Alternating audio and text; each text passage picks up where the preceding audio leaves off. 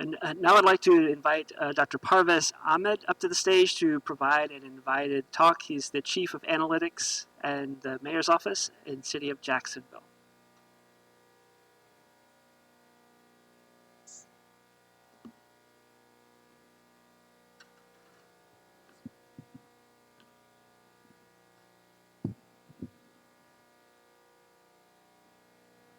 Good afternoon.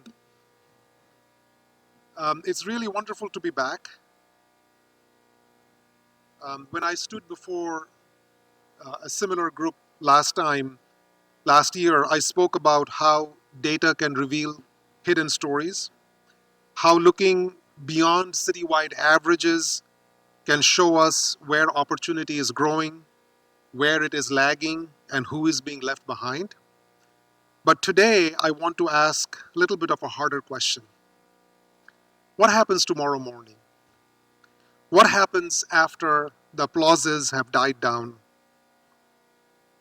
and the awards are neatly stacked on your shelves? Because social change does not happen overnight.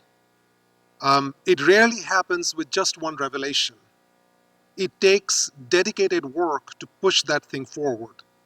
So the real measure of the work that the students are doing is not in the data dashboards or the insights that they're presenting, but it is how is this work impacting the communities that they are doing it for. So it pleases me to note that the City of Jacksonville and UNF, through State of Jax, has helped our students undertake more innovative social good research. And as State of Jax approaches its first anniversary, Karthik wanted me to share a few words about the origin story.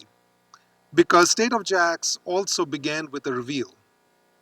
But before the reveal, there was a tragedy. Some of you may recall this. On August 26, 2023, a gunman entered a Dollar General store on Kings Road and murdered 3 Black Jacksonville residents: Angela Carr, Gerald Deshaun Gallion, and 19-year-old AJ Lagore. Jacksonville grieved. People prayed. From the governor to the mayor, from the sheriff to the to the fire chief, leaders joined thousands of residents near the site of the murders and condemned the racial animus behind such heinous violence.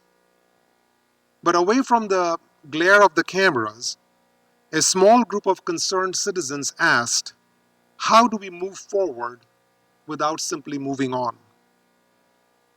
A few months later, 70 Jacksonville leaders gathered at CSX's headquarters.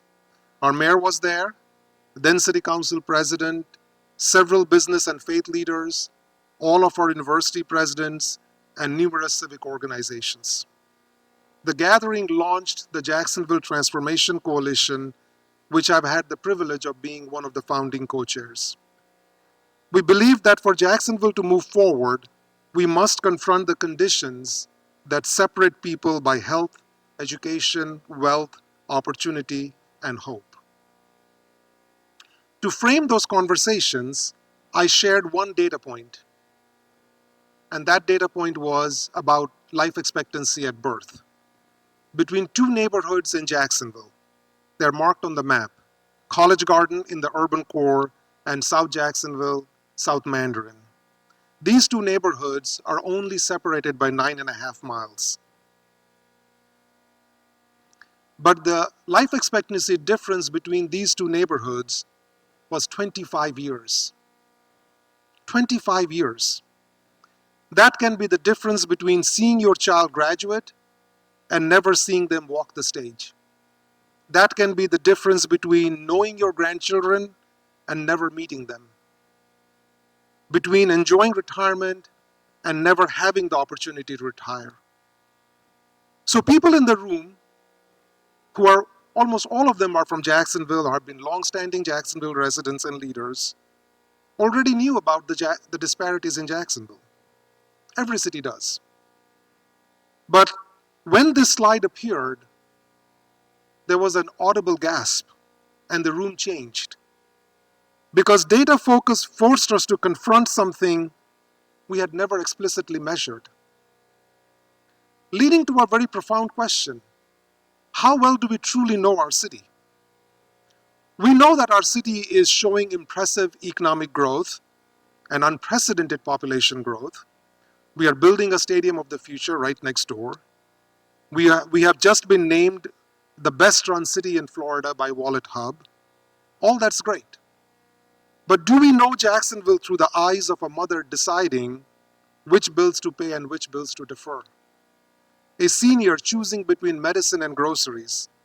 A parent whose commute requires 2 buses and several hours each day? Those were the questions that led to the launch of State of Jax. We launched publicly on August 5th, 2025, and State of Jax brings together credible, understandable, and hyper-local information on health, education, housing, economic opportunity, and community well-being. And we publish all of that, as President Falconati mentioned. We publish all of that through our website, stateofjax.org. And those dashboards are made available free for every resident. We not only measure the disparities between our neighborhoods across these dimensions, but we also compare Jacksonville to cities that are legitimately our peer cities, that we are competing for treasure and for talent. But State of Jax was never intended to be merely a website.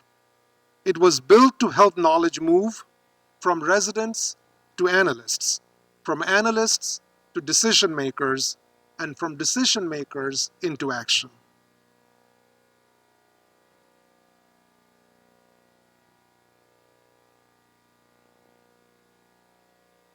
The first year, we have been consumed asking the question, what does the data show about our city? And how well do we compete or not compete with other cities?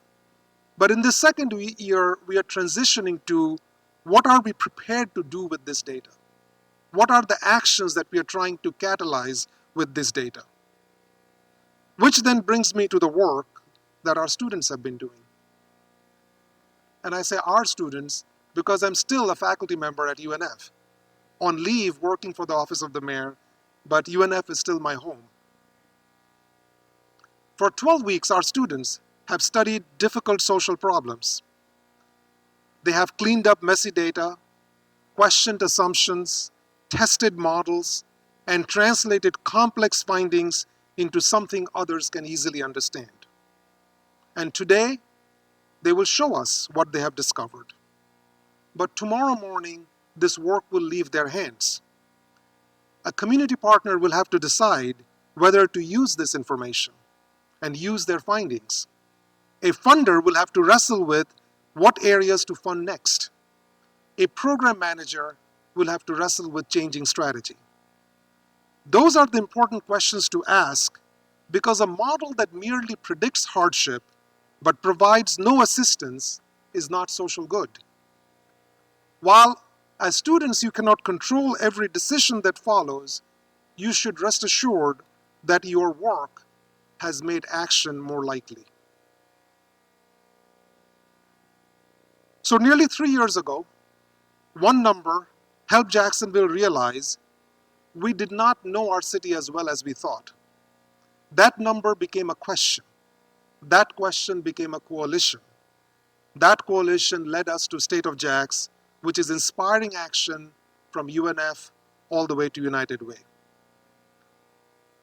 So to my dear students, let today not be the final day of your project, but let it be the first day of its public life. Let every reveal produce a question, and let every question lead to better action. And let that action move Jacksonville towards a city where the neighborhood in which a child is born does not determine how long they live, how safely they live, and how fully they grow up. That is the promise of data science for social good. And that is the promise for State of Jax. And that is the work that is waiting for us tomorrow morning. And in the words of celebrated poet and civil rights activist Maya Angelou, do the best you can until you know better. And when you know better, do better. Thank you.